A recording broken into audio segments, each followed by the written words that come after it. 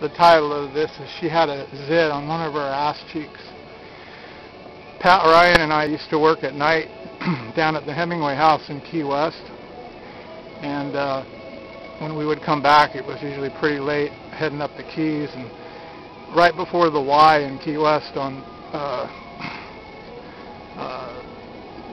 North Roosevelt Boulevard was a titty bar called the Esquire,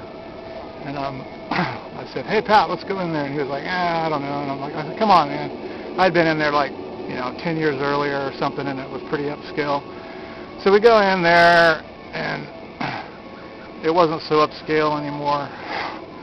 So when we come in, there's this one skinny stripper there, and she says, "Come on in, boys, welcome." So Pat and I sit down at a little table, and she's up there dancing. She's like the only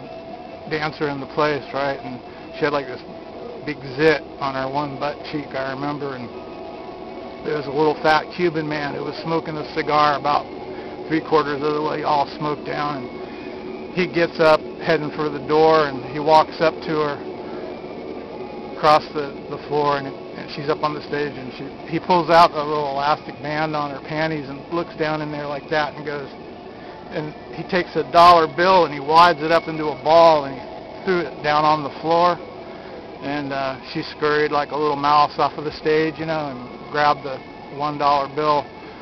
and then hopped back up on stage and started dancing. Well, anyway,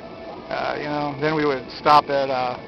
Taco Bell and grab I'd get a bean burrito with extra green sauce, and